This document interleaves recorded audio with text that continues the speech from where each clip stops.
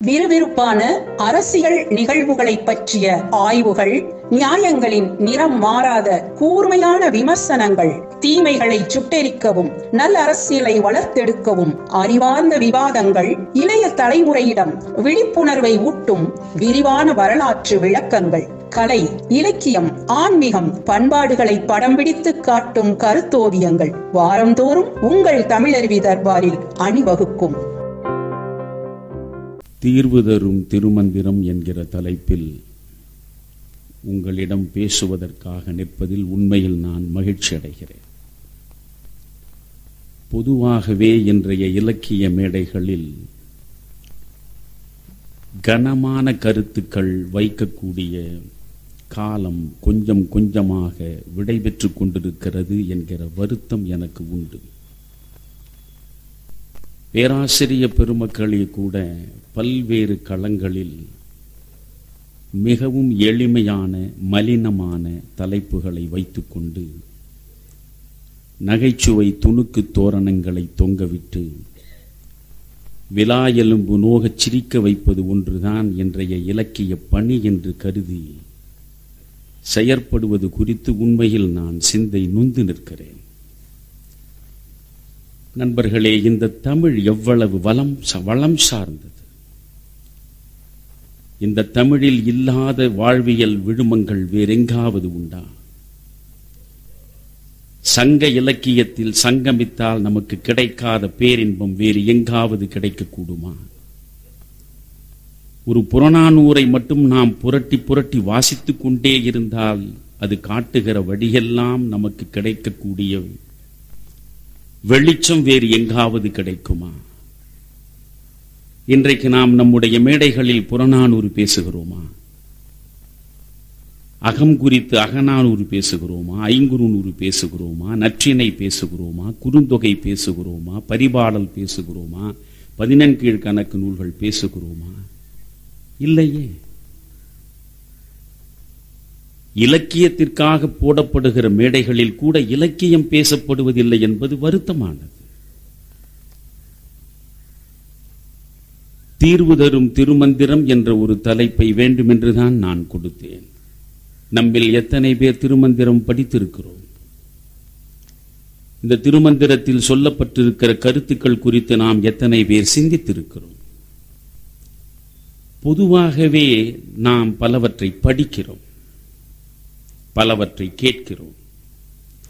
ஆனால் படித்ததையும் கேட்டதையும் நெஞ்சில் நிறுத்தி அதன்படி வாழ முயல்கிறோமா என்றால் இல்லை. பிறகு எதற்கு இலக்கியங்கள்? ஒரு இலக்கை நோக்கி நம்மை இட்டுச் செல்வதுதானே இலக்கியம்.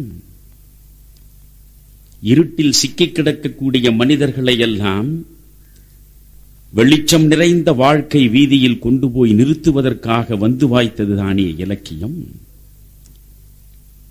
ஆனால் இந்த இலக்கியங்களை நாம் படிக்கிறோம், அதை நெஞ்சில் நிறுத்தி வாழ்கிறோமா என்ற கேள்வியை முதலில் உங்களிடம் நான் கேட்க விரும்புகிறேன். 2000 ஆண்டுகளாக ராமாயணம் கேட்கிறோம், ராமாயணம் கேட்கிறோம், ராமாயணம் படிக்கிறோம், ராமாயணம் பார்க்கிறோம். ஆனால் ராமனை போல் வாழ்பவர் யார்? இந்த இப்பிறவியில் இன்னொரு மாதரை சிந்தையாலும் தொடேன் என்று செவ்வரம் கொடுத்த செம்மலை உருகி உருகி பேசுகிறோமே, ராமனை போல் எத்தனை பேர் நாம் வாழ முற்படுகிறோம்? ஒருவனுக்கு ஒருத்தி என்கின்ற அந்த அடிப்படை பாவிகம் ஒவ்வொருவர் நெஞ்சிலும் வந்து படிந்திருந்தால் இன்றைக்கு பாலியல் பிறழ்வுகள் இருக்குமா? எல்லா காலங்களையும் விட இன்றுதானே பாலியல் பிறழ்வுகளை அதிகமாக தாங்கிக் கொண்டு செய்தித்தாள்கள் வந்து நம் வீட்டிற்குள்ளே நமக்கு முன்னால் விழுகின்றன. அப்படியானால் ராமாயணம் நம்மை எங்கே பாதித்தது? மகாபாரதம் படிக்கிறோம், அண்ணனுக்கும் தம்பிக்கும் இடையில் சொத்து தகராறு வந்தால் செத்துத்தான் போவார்கள், ரத்தம்தான் ஓடும் என்பதை சொல்வதற்குத்தானே பாரதம். 2000 ஆண்டுகளாக பாரதம் கேட்டுக் கொண்டிருக்கிறோம். ஆனால் அண்ணன் தம்பி வரப்பு தகராறில் இன்றைக்கும் நீதிமன்றத்தில் போய்தானே நாம் நிற்கிறோம். அப்படி என்றால் பாரதத்தை படித்ததனாலே நமக்கு என்ன பயன் வந்து வாய்த்தது? படிக்கிறோம், அவ்வளவுதான். கேட்பதற்கு சுவையாக இருக்கிறதா? பேச்சு கூட ஒரு கச்சேரி ஆகிவிட்டது. பேச்சு கச்சேரி கேட்கிறோம். தாயுமானவர் இதைத்தான் நொந்து நொந்து சொன்னார். வாசக ஞானத்தால் வருமோ சுகம், பார்த்த பூசல் என்று போமோ பராபரமே. வாசக ஞானத்தால் வருமோ சுகம். வெறும் வாசக ஞானம் சுகத்தை தராது. ஒரு இலக்கியத்தை படிப்பதென்றால் எப்படி? நீங்கள் திருவாசகம் குறித்து ராமலிங்க சுவாமிகள் சொல்கிறாரே, அதற்குள்ளே ஒரு ஆழமான கருத்து இருக்கிறது. மாணிக்க வாசக, நின் வாசகத்தை நான் கலந்து பாடுங்கால், தேன் கலந்து பால் கலந்து செழுங்கனித்தீன் சுவை கலந்து ஊன் கலந்து உயிர் கலந்து உவற்றாமல் இனிப்பதுவே. வள்ளலார் பாடுகிறார். மாணிக்க வாசகருடைய திருவாசகத்தை வள்ளலார் எப்படி படித்தார் என்பதை சொல்கிறார். அதுதான் முக்கியம். வான் கலந்த மாணிக்க வாசக, நின் வாசகத்தை நான் பாடுங்கால் என்று வள்ளலார் சொல்லவில்லை. நின் வாசகத்தை நான் கலந்து பாடுங்கால். நான் கலந்து பாடுங்கால். தேன் கலந்து பால் கலந்து செழுங்கனி தீஞ்சுவை கலந்து ஊன் கலந்து உயிர் கலந்து, எத்தனை கலந்து. ஒன்றை படிக்கிற பொழுது அதில் நாம் கலக்க வேண்டும், அதில் நாம் கரைய வேண்டும். கலந்து படித்தால்தான் அதன்படி வாழத் தோன்றும். கரைந்து போனால்தான் அந்த இலக்கியம் உங்கள் இதயத்திற்குள்ளே நிலைத்து நிற்கும். நாம் கலப்பதில்லை, நாம் கரைவதில்லை. பொழுதுபோக்குவதற்கு ஒரு திரைப்படம் பார்ப்பது போல நாம் இப்பொழுது இலக்கிய மேடைகளை நோக்கி வருகிறோம், இலக்கியங்களை கேட்கிறோம். கலத்தலும் கரைதலும் இல்லாமல் போனதனாலேதான் தமிழ் மெல்ல செத்துக் கொண்டிருக்கிறது என்பதை நான் சொல்ல விரும்புகிறேன். இன்றைக்கு நாம் தமிழா பேசுகிறோம். மனச்சான்றில் கை வைத்து நீங்கள் யோசியுங்கள். ஒரே ஒரு வாக்கியத்தை பிற மொழி சொற்களை பிரயோகிக்காமல் நம்மால் பேச முடிகிறதா? பிரயோகம் என்பது கூட வடமொழி சொல். பிறமொழி சொற்களை பயன்படுத்தாமல் நம்மால் பேச முடிகிறதா? ஒரு ஆங்கில சொல் இல்லாமல் ஒரு வாக்கியம் பேசுகிற இளைஞன் இன்றைக்கு எங்கே? டுமாரோ ஈவினிங் 5 o'clock பீச்சில் மீட் பண்ணுவோம். இதுதானே இன்றைக்கு தமிழன் பேசுகிற தமிழ். இந்த தமிழ் இப்படியே நடந்தால் நாளை எங்கே போய் நாம் நிற்போம்? யோசிக்க வேண்டும். நண்பர்களே, தீர்வு தரும் திருமந்திரம் என்று தலைப்பு சொன்னேன். தீர்வை நோக்கித்தான் சமூகம் நடக்கிறது, எல்லா வகையிலும், எல்லா துறைகளிலும். நீங்கள் நினைந்து பார்க்க வேண்டும். நம்முடைய மூதாதையர்களுக்கு இருந்த வாழ்வியல் சிக்கலை விட இன்றைய சிக்கல்கள் அதிகரித்து விட்டன. ஏன் நமக்கு இவ்வளவு சிக்கல்கள்? இந்த வாழ்க்கை அதிகமான முட்களாக மாறி போனதனுடைய அடிப்படை காரணம் என்ன? இதை உங்களுக்கு உணர்த்துவதற்காகத்தான் திருமந்திரம் சொல்வதற்கு நான் வந்து நிற்கிறேன். வாழ்க்கை சிக்கலை அவிழ்ப்பது எப்படி? முதலில் அதை நாம் சிந்திப்போம். புத்தன் இருந்தான். உலகத்திலேயே புத்தன் தான் ஒரு உத்தியை தெளிவாக முதலில் கையாண்டான். இப்பொழுது என் முன்னாலே இவ்வளவு பேர் அமர்ந்திருக்கிறீர்கள். அமர்ந்திருக்கிற நீங்கள் அத்துணை பேரும் நான் வழங்கக்கூடிய கருத்துக்களை அப்படியே நெஞ்சுக்குள் கொண்டு போய் சேர்ப்பீர்களா என்பது சந்தேகம். அந்த சந்தேகம் புத்தனுக்கு அன்றே இருந்திருக்கிறது. அதனால்தான் புத்தன் எப்பொழுதும் சீடர்களை வைத்துக் கொண்டு ஞானத்தை உபதேசிக்கிற பொழுது அவன் பேசிக்கொண்டே இருக்க மாட்டான், இடையிடையே கேள்விகளை கேட்பான். எந்த நேரத்தில் எவனை எப்படி கேள்வி கேட்பான் என்கிற எதிர்பார்ப்பு இருக்கிற பொழுது எல்லாரும் விழிப்புணர்வோடு புத்தனை பின்பற்றுவார்கள். அதை அப்படியே பின்னாலே பின்பற்றிய சிந்தனையாளன் தான் சாக்ரட்டிஸ். சாக்ரட்டிஸ் எழுதி வைத்ததாக ஒரு வார்த்தை கூட கிடையாது. சாக்ரட்டிஸ் சொன்னதாக நாம் எவற்றையெல்லாம் படிக்கிறோமோ அவை அனைத்தும் அவனுடைய மாணவன் பிளாட்டோ நமக்கு கொடுத்தது. சாக்ரட்டிஸ் பேசினான், சமூக வீதிகளில் நின்று பேசினான். பேசிக்கொண்டே இருந்ததில்லை சாக்ரட்டிஸ், இடையில் கேள்விகளை கேட்டுக்கொண்டே இருந்தான். கேள்விகளின் மூலமாகத்தான் அவன் ஒரு அறிவு வேள்வி நடத்தினான்.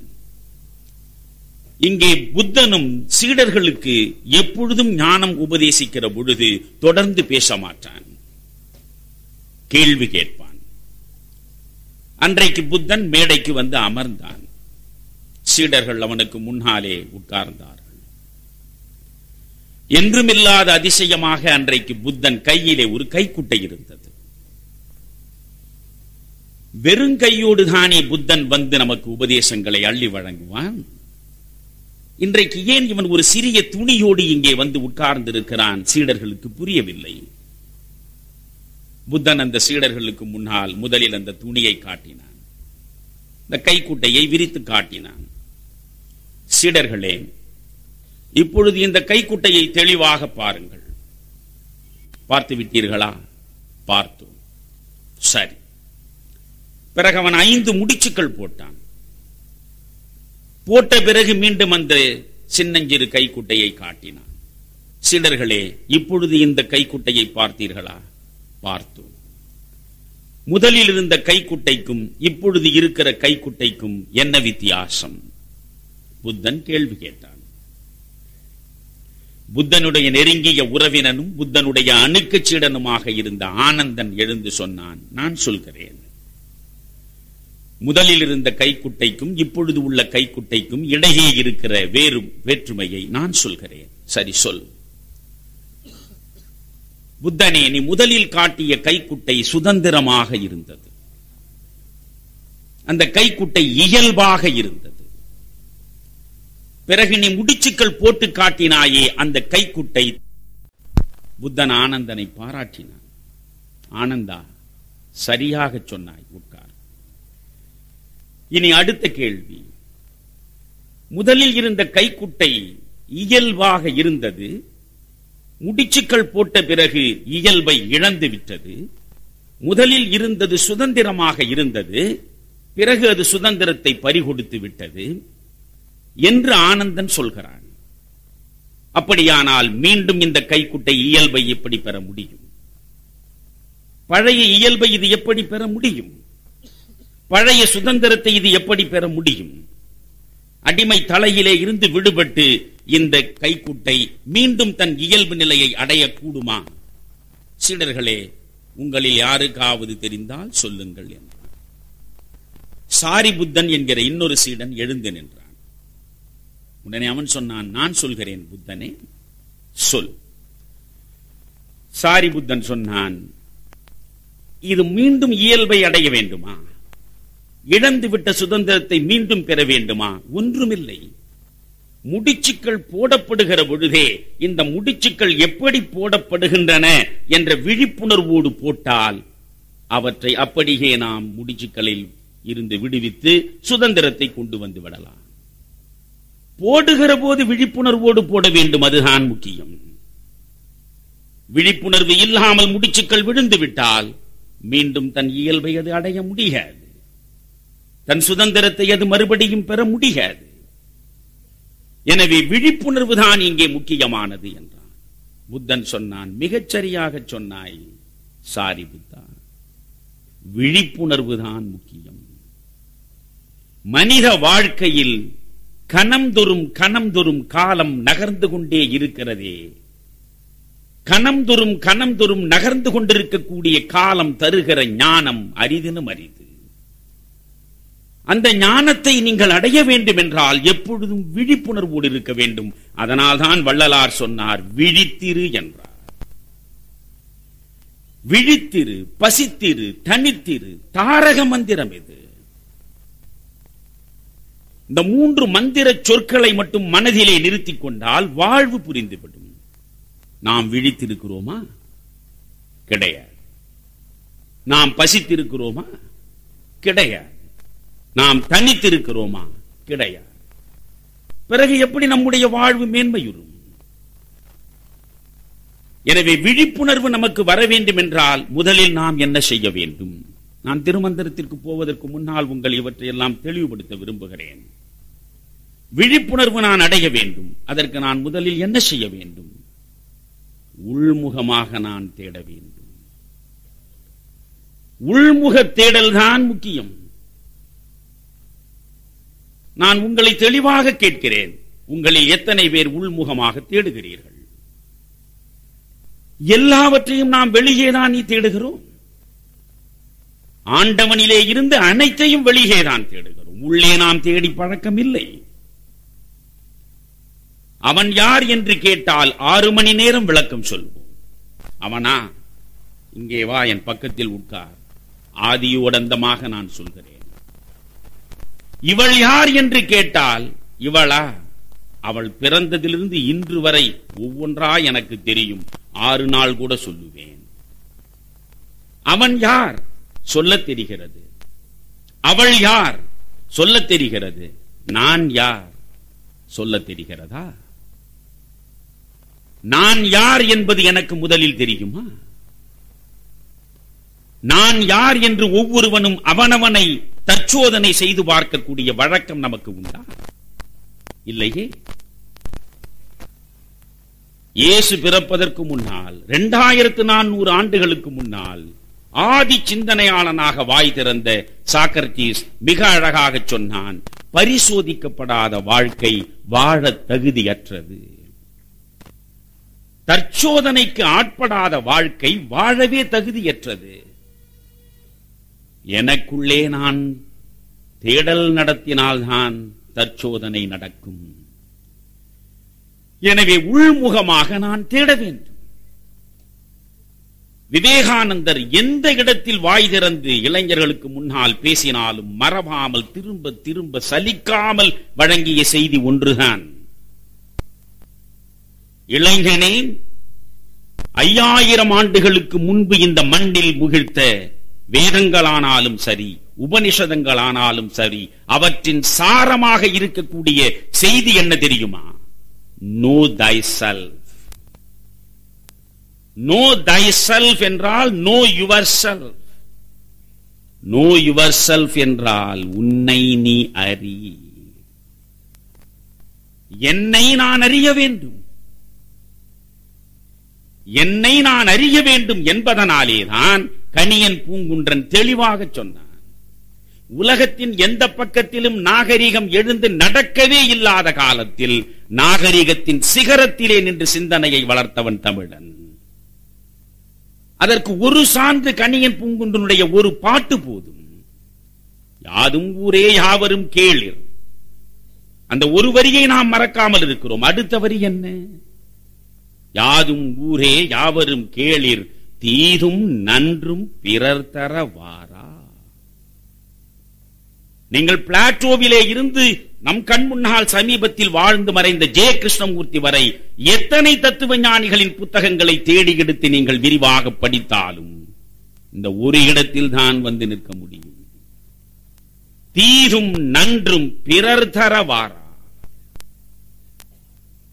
என் வளர்ச்சியை அவன் கெடுத்து விட்டான், என் வாழ்வை இவன் அழித்து விட்டான். நான் ஒரு பொறியியலனாக வந்திருக்க வேண்டியவன், என் பெற்றோரே என்னை சிதைத்து விட்டார்கள். இப்படி அடுத்தவன் மீது பழியை போட்டுவிட்டு நாம் சென்று கொண்டே இருக்கிறோம். ஆனால் கணியன் பூங்குன்றன் 2000 ஆண்டுகளுக்கு முன்னால் தெளிவாக சொல்கிறான், உன் வாழ்வும் உன் கையில், உன் தாழ்வும் உன் கையில் தான். உன் வளர்ச்சி உன்னால், உன்னுடைய வீழ்ச்சியும் உன்னால். உன் செயல்தான் உன்னுடைய வளர்ச்சியையும் உன்னுடைய வீழ்ச்சியையும் நிர்ணயிக்கிறது. தீதும் நன்றும் பிறர் தர வாரா. பிறர் தருவதில்லை. அதைத்தான் திருமூலன் திருமந்திரத்தில் தெளிவாக சொல்கிறான், தன்னை அறிய தனக்குரு கேடில்லை. தன்னை அறிக தனக்கொரு கேடில்லை, தானே தனக்கு பகைவனும் நண்பனும். எனக்கு பகைவன் வெளியே இல்லை, என்னுள்ளே இருக்கிறான். எனக்கு நண்பனும் வெளியே இல்லை, என்னுள்ளே இருக்கிறான். தன்னை அறிய தனக்கொரு கேடில்லை, தானே தனக்கு பகைவனும் நண்பனும். அப்படி என்றால் மிக முக்கியமானது எது? வாழ்வில் தீர்வு தேடி நடக்கக்கூடிய நாம் முதலில் செய்ய வேண்டியது எது? உள்முகமாக தேட வேண்டியது. உள்முகமாக தேடுவதனாலே நம்மை நாம் அறிய முடியும். தன்னை அறிதல், அதற்காக உள்முகமாக நாம் தேட வேண்டும். நண்பர்களே, உள்முகமாக தேடுவது ஒன்று. நம்முடைய முன்னோர்கள் நமக்கு தியானம் என்ற ஒன்றை வைத்துவிட்டு போயிருக்கிறார்கள். நீங்கள் தியானம் செய்து பார்த்தால் தான் அதனுடைய அருமை தெரியும். இதில் எத்தனை பேர் தியானத்தில் ஈடுபடுகிறீர்கள் என்று தெரியாது. சொல்லற்று இருப்பது சுகம், சொல்லற்று இருக்க வேண்டும் என்று அத்தனை சித்தர்களும் சொல்லிவிட்டு போயிருக்கிறார்கள். தியானம் என்பது எதற்காக? நான் உள்முகமாக தேடுகிறேன். உள்முகமாக நான் தேடுகிறேனே, அதற்கு தியானம் எனக்கு எந்த வழியில் உதவியாக இருக்கும்? நான் இன்னொன்றும் சொல்ல விரும்புகிறேன். மனிதர்கள் எப்பொழுதும் கும்பலிலேயே இருக்கக்கூடாது. எல்லா காலங்களிலும் கும்பலிலேயே இருக்கக்கூடிய மனிதன் தன் வாழ்வை கடைசி வரை வாழாமலே செத்து போவான். வாழ்க்கை என்ன என்கிற அர்த்தம் அறியாமலே அவன் இந்த மண்ணில் இருந்து மறைந்து போவான். கும்பலிலே இருந்து தனிமைப்பட வேண்டும். அதனால்தான் வள்ளலார் தனித்திரு என்றார். நீ விழித்திருக்க வேண்டும் என்றால் தனித்திருக்க வேண்டும். விழித்திருப்பதும் தனித்திருப்பதும் பசித்திருப்பதற்காக. இங்கே வள்ளலார் காட்டுகிற பசி சோர் அல்ல, அறிவு பசி, ஞான பசி. அறிவு என்பது கூட இரண்டு வகை. நாம் எதை அறிவு என்று கருதி கொண்டிருக்கிறோமோ அது அறிவே அல்ல, ஞானம்தான் அறிவு. எது ஞானம்? பொய்யின் கலப்பு இல்லாமல் கிடைப்பது எதுவோ அதுதான் ஞானம். பொய்யின் கலப்பு இல்லாமல் கிடைப்பது ஞானம், அது விஸ்டம். நீங்கள் அறிவு என்று பேசுகிற நாலெட்ஜ், இந்த அறிவு என்பது என்ன? வெறும் தகவல்களை சேகரிக்கிற குப்பை கூடையாக நாம் மாறி இருக்கிறோம். இந்தியாவினுடைய தலைநகரம் எது?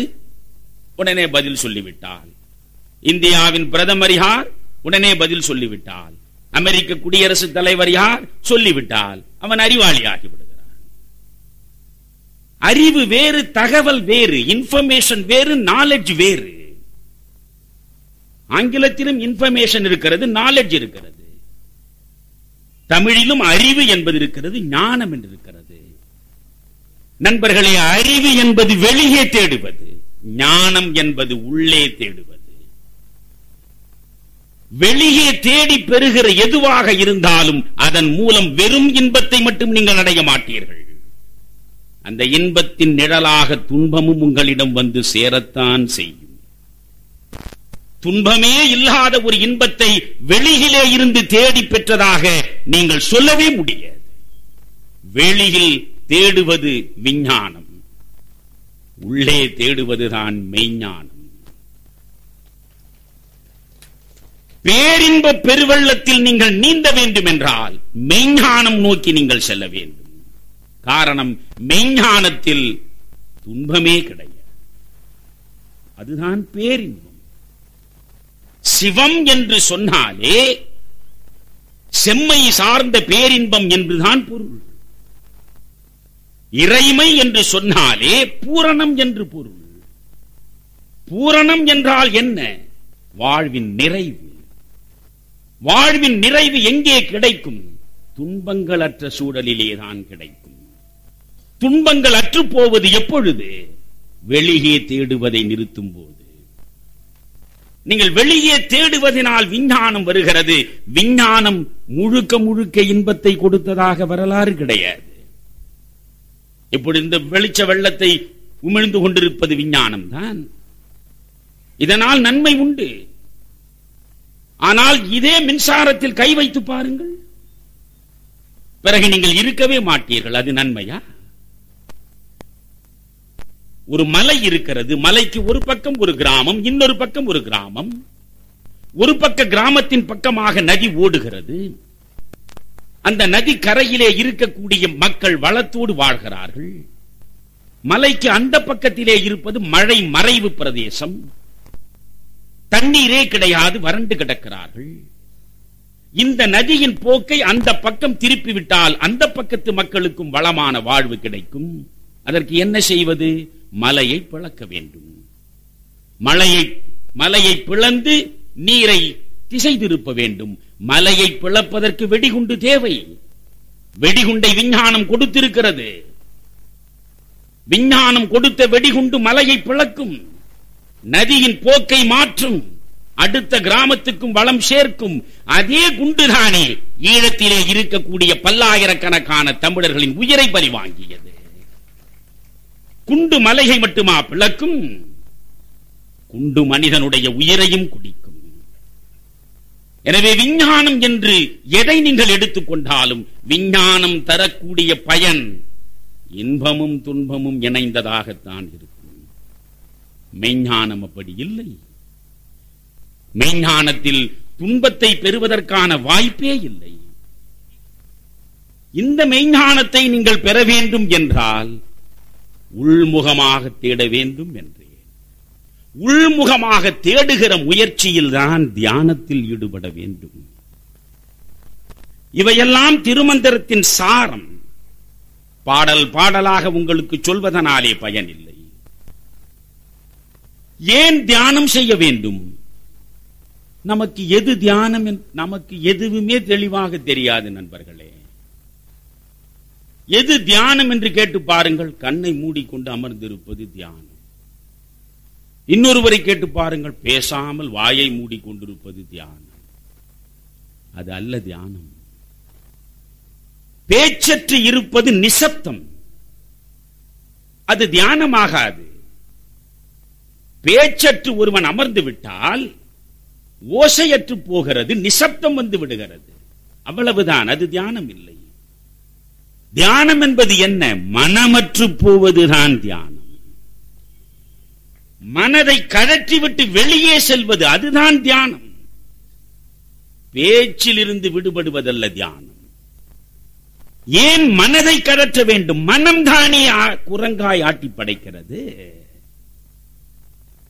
மனம்தானே மனித உலகத்தின் சகலவிதமான பிரச்சனைகளுக்கும் அடித்தளமாக இருக்கிறது. மனம்தானே ஆசையை தூண்டுகிறது. 100 ரூபாய் வைத்திருப்பவன் 1000 ரூபாய்க்கு அலைகிறானே ஏன்? 1000 வைத்திருப்பவன் லட்சத்தை நோக்கி நடக்கிறானே ஏன்? லட்சம் வைத்திருப்பவன் கோடிக்கு ஏங்குகிறானே ஏன்?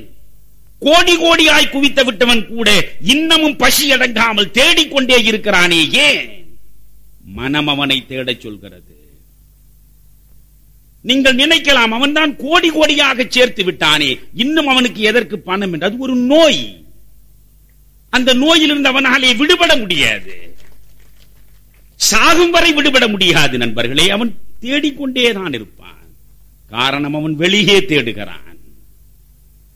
அவன் வெளியே தேடி பெறுகிற பணம் அவனுக்கு நிம்மதியை ஒருபோதும் தராது.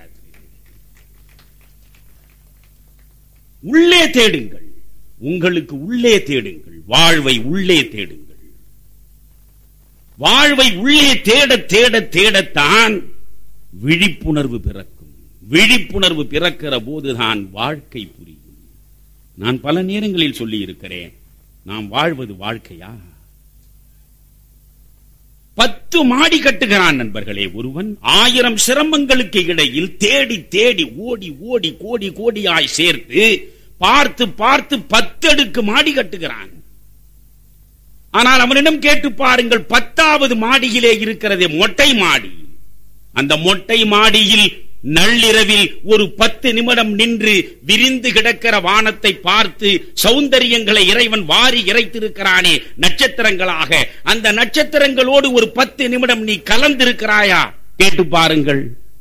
ஒரு நாளும் செய்திருக்க மாட்டான். ஒரு நாளும் செய்திருக்க மாட்டான். எத்தனை சௌந்தரியங்களை இறைவன் இயற்கையின் மூலமாக உங்களுக்கு அள்ளி வழங்கி இருக்கிறான். எதையும் நாம் அனுபவிப்பதில்லையே. கேட்டால் நாம் சொல்லுவோம், நமக்கு நேரம் இல்லை. என் தாயின் மடியில் தலை வைத்து படுத்து ஒரு 10 நிமிடம் அவளோடு பாசத்தோடு பேசுவதற்கு எனக்கு நேரம் இல்லை.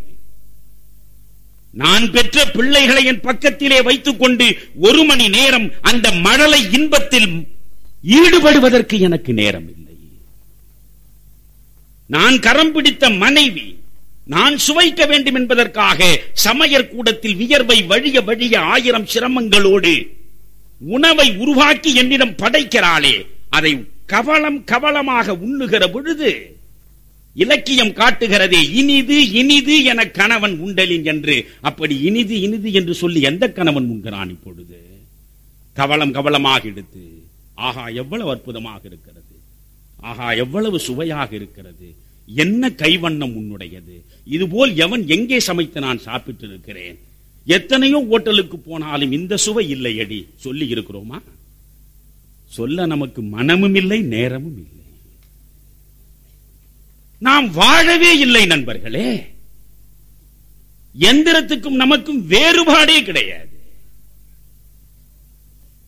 நாம் என்ன வாழ்க்கை நினைக்கிறோம்? பணம் பணம் பணம். திருமூலன் எவ்வளவு தெளிவாக சொல்கிறான். நான் பலமுறை யோசிப்பேன் நண்பர்களே, எனக்கு எந்த சொத்தும் கிடையாது. எனக்கு ஒரு செப்பு காசு சொத்து கூட கிடையாது, இந்த உலகம் முழுவதிலும் கிடையாது. ஆனால் என்னை போல் நிம்மதியாக எந்த கோடீஸ்வரனாலும் இருக்க முடியாது. காரணம் என்ன தெரியுமா? தேவை உள்ளவரை அவன் ஏழைதான். நீங்கள் எத்தனை கோடி வைத்திருந்தாலும் இன்னும் தேவை இன்னும் தேவை என்று நினைக்க நினைக்க அவன் ஏழைதான். ஆனால் நான் உங்களுக்கு தெளிவாக சொல்வது ஒரே ஒரு செய்திதான். இந்த வாழ்க்கை எவ்வளவு காலம் இருக்கும், எவ்வளவு காலம் இருக்கும்?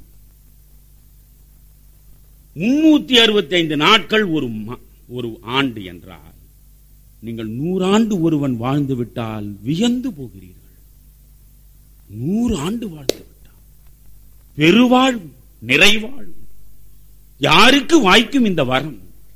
சரி, அந்த வரம் எல்லாருக்கும் வாய்த்து விடுகிறதா? இல்லை. எவனோ ஒருவன், யாரோ ஒருத்தி 100 ஆண்டுகள் வாழ்வது நாம் அனைவரும் வாழ்வதாகவே வைத்துக் கொள்ளுங்கள். ஒரு ஆண்டுக்கு 365 நாட்கள் என்றால் 100 ஆண்டுகள் வாழ்ந்தாலும் 36,500 நாட்கள் தான் இந்த மண் உங்களுக்கு சொந்தம். 1,00,000 நாள் கூட வாழ முடியாதே நண்பர்களே. வெறும் 36,500 நாட்கள் 100 ஆண்டு வாழ்ந்தாலே இதில் 60 போகின்றவன் எத்தனை பேர்? 70 எட்ட முடியாமலே சாகிறவன் எத்தனை பேர்? 80 பார்க்காமலேயே பூலோகத்தை விட்டு போகின்றவன் எத்தனை பேர்? 40 சாகின்றவன் எத்தனை பேர்? 100 ஆண்டு இருந்தாலும் வெறும் 36,500 நாட்கள் தானடா இந்த மண் உனக்கு சொந்தம். இதில் உனக்கு எவ்வளவு ஆசை, இதில் உனக்கு எவ்வளவு பொறாமை, எவ்வளவு காழ்ப்பு, எவ்வளவு வன்மம், எவ்வளவு கசப்பு, எவ்வளவு பகை. ஊரையே சொந்தமாக பட்டா போட்டுவிட வேண்டும் என்று நினைக்கிறானே ஒவ்வொருவனும். ஊர் முழுக்க. நண்பர்களே, இந்து சமயத்தில் புராணத்தில் ஒரு செய்தி உண்டு, அழகான செய்தி, நினைவில் நிறுத்த வேண்டிய செய்தி. நம்மிடம் இல்லாத செய்தியே கிடையாது. ஒரு அற்புதமான செய்தி சொல்கிறேன், கேளுங்கள். இது புறநானூற்று பாடலும் உங்களுக்கு தெரியும். நான் அந்த புறநானூற்று பாடலின் செய்தியை இங்கு சொல்லவில்லையா? நீங்கள் வெண்கொற்ற குடையின் கீழ் இந்த உலகம் முழுவதை ஆண்டாலும் சரி, அல்லது கல்வி அறிவே இல்லாத ஒரு மாடு மேய்க்கும் மனிதனாக இருந்தாலும் சரி, 2 பேரும் உடுத்துவது ஒரு ஆடைதான், 2 பேரும் உண்பது ஒரு நாழி அரிசிதான் என்று புறநானூற்றில் பாடல் பார்க்கிறோம் நாம். ஆனால் ஒரு புராணத்தில் ஒரு சம்பவம், ரொம்ப அழகான விஷயம் அது. உலகம் முழுவதுமே ஒரே ஒரு குடையின் கீழ் ஆளுகிற ஒரு அரசன் இருக்கிறான். இந்த உலகத்தினுடைய எல்லாமே அரசன் கையில் தான் இருக்கிறது. சரி, அவன் படுத்து உறங்க வேண்டும். உலகமே அவனுடையது, அவன் படுக்க வேண்டும். உலகம் முழுவதும் அவன் படுக்க முடியுமா? முதல் கேள்வி, முடியாது. அந்த உலகமே அவனுக்கு ஆளுகையின் கீழ் இருந்தாலும் அவன் ஒரு தலைநகரத்திலே இருந்துதான் ஆழ்வான். சரி, அந்த தலைநகரம் முழுவதும் அவன் படுத்து உருள முடியுமா? முடியாது. அந்த தலைநகரத்தில் அவன் இருந்தாலும் ஒரு அரண்மனைக்குள்ளேதான் அவன் வாழ்வான். சரி, அந்த அரண்மனை முழுவதிலும் அவன் புரள முடியுமா? முடியாது. குடியரசுத் தலைவர் மாளிகையில் 300க்கு மேற்பட்ட அறைகள் இருக்கின்றன. அப்துல் கலாம் 300 அறைகளிலும் புரண்டு புரண்டு படுத்தாரா? முடியாது. அப்படியானால் ஒரே ஒரு அறையில் தான் படுக்க முடியும். உலகம் முழுவதும் உன் காலடியின் கீழ் இருந்தாலும் நீ படுக்க சென்றால் உனக்கு தேவைப்படுவது ஒரு அறை. அந்த ஒரு அறையில் ஒரு படுக்கை, அந்த படுக்கையிலும் பாதி படுக்கை உன் மனைவி பிரித்துக் கொள்கிறாள். மீதி பாதிதானடா மடையா உனக்கு கிடைக்கிறது. உலகத்தையே ஆளக்கூடிய மன்னனாக இருந்தாலும் படுப்பதற்கு பாதி படுக்கை தான். இவையெல்லாம் திருமூலரில் எவ்வளவோ தெளிவாக இருக்கின்றன. எனவே நான் உங்களுக்கு சொல்வது, விழிப்புணர்வை தேட வேண்டும். அதற்கு உள்முகமாக போக வேண்டும். உள்முகமாக போய் விழிப்புணர்வை தேடுவதற்கு தியானம் இருக்க வேண்டும். நீங்கள் ஒன்று முக்கியமானது, பிரார்த்தனையை கூட்டாக செய்யலாம், தியானத்தை கூட்டாக செய்ய முடியாது. கூட்டு பிரார்த்தனை உண்டு, கூட்டு தியானம் கிடையாது. 1000 பேர் ஒரு இடத்தில் அமர்ந்து 1000 பேரும் சேர்ந்து பிரார்த்தனை செய்யலாம். 1000 பேர் அமர்ந்தும் தியானம் செய்யலாம். எப்படி தெரியுமா? 1000 பேருக்கு நடுவே நான் அமர்ந்தாலும் நான் 1000 பேரில் ஒருவனாக இருக்கிறேன் என்று எண்ணுகிற போதே தியானம் கலைந்துவிடும். 1000 பேர் என்னை சுற்றி இருந்தாலும் இருப்பது நான் மட்டும்தான். என்னை நான் தனிமைப்படுத்திக் கொள்ளுகிற போதுதான் தியானம் என் கைவசம் வருகிறது. இந்த தியானம் எதற்காக எனக்கு வேண்டும்? என்னுள்ளே தற்சோதனை நிகழ்வதற்காக. எனவே என்னுள்ளே ஒவ்வொன்றும் தற்சோதனை நிகழத்தான் என் பலங்கள் என்ன, என் பலவீனங்கள் என்ன என்று புரியும். பலங்களை பெருக்குவதும் பலவீனங்களை புறக்கணிப்பதுமாக வாழ்க்கை நடக்க முடியும். சரி, இப்பொழுது நாம் திருமந்திரத்திற்கே நேரடியாக வருவோம். திருமந்திரத்தை தந்தவன் திருமூலன். திருமூலனுடைய இயற்பெயர் என்ன? யாருக்கும் தெரியாது. யாருக்கும் தெரியாது. இது ஒரு வேடிக்கை என்ன தெரியுமா நண்பர்களே? இப்பொழுது நீங்கள் எங்கு வேண்டுமானாலும் சென்று பாருங்களேன், ஊருக்கு அவன் யார் என்றே தெரியாது. அவனுக்கு 1000 பிளக்ஸ் போர்டு இருக்கும். அவன் யார் என்றே தெரியாது. அவனால் சமூகத்திற்கு எந்த பயனும் கிடையாது. அதை யாரடா வைத்தான் என்று பார்த்தால் இரவில் இவனே ஆள் வைத்திருப்பான். ஏனென்றால் இவனுக்கு வைப்பதற்கு ஆள் இல்லை. ஆனால் அரிப்பு, விளம்பரம் வேறு புகழ் வேறு என்று வித்தியாசம் தெரியாத சாதாரண மனிதர்கள் அவர்கள். ஊர் முழுக்க பிளக்ஸ் போர்டு வைத்து விட்டால் வாழ்க்கை முழுவதும் புகழ் வந்து சேருமா? நீ செத்த பிறகும் சமூகம் உன்னை நினைக்குமா? பிளக்ஸ் போர்டு முறிந்து விடுவது போல் உன்னுடைய வாழ்வும் முடிந்து போகும். ஆனால் அந்த பிளக்ஸ் போர்டு மீது ஆசை, மனிதனுக்கு விளம்பரத்தின் மீது அவ்வளவு ஆசை. வாரியார் சுவாமிகள் அழகாக சொல்வார், உங்களை போல் நான் சின்னஞ்சிறு பையனாக உட்கார்ந்து கேட்டபொழுது சிலவற்றை மறக்க முடியாது. வாரியார் சுவாமிகள் ஒரு முறை சொன்னார், ஒரு கோயில் இருந்தது. அந்த கோயிலுடைய கர்ப்ப கிரகம் இருக்கிறதே, கருவறை, அது ரொம்ப இருட்டாக இருந்தது. வரக்கூடிய பக்தர்களில் கொஞ்சம் வசதியானவரை பார்த்து இந்த குருக்கள் கேட்கிறார், ஐயா, இந்த கருவறை ரொம்ப இருட்டாக இருக்கிறது, தூரத்திலே இருந்து பார்ப்பவர்களுக்கு சாமி சரியாக தெரியவில்லை. எனவே நீங்கள் தயவு செய்து ஒரு டியூப்லைட் போட்டு கொடுத்தால் நல்லது. அவ்வளவுதானே, நாளைக்கே போட்டு விடுவோம் என்றார். மறுநாள் கொண்டு வந்து பொருத்தினார். வெளிச்சமே வரவில்லை. என்னடா வெளிச்சம் வரவில்லையே என்றால், கிருஷ்ணமூர்த்தி உபயம் என்று டியூப்லைட் முழுவதும் எழுதி வைத்திருக்கிறான். பிறகு எப்படி வெளிச்சம் வரும்? விளம்பர பசி. பசி. எந்த பசியும் மோசமானது. அறிவு பசி ஞான பசியை விட மேன்மையானது வேறு எதுவும் கிடையாது. நான் அறிவு குறித்தும் உங்களுக்கு 2 சொன்னேன். படிப்பதனால் கிடைக்கக்கூடிய அறிவு நூலறிவு. நூலறிவு சோறு போடுவதற்குத்தான் துணை நிற்கும். நான் புத்தகம் படிப்பேன். புத்தகம் எதற்கு படிக்கிறேன்? பட்டம் பெற வேண்டும். எதற்கு பட்டம்? வேலை கிடைக்க வேண்டும். எதற்கு வேலை? பணம் வர வேண்டும். எதற்கு பணம்? சுகங்களை அனுபவிக்க வேண்டும். இதற்குத்தான் அது நூலறிவு. ஆனால் இறைவனை வள்ளுவன் வாலறிவன் என்று சொல்கிறான். வாலறிவன் நற்றாள் தொழார் எனின். அப்படியானால் நூலறிவு வேறு, வாலறிவு வேறு. வாலறிவு என்பதுதான் மெய்ஞானம். வாலறிவை நோக்கி நடப்பதுதான் வாழ்வின் அடிப்படை நோக்கம்.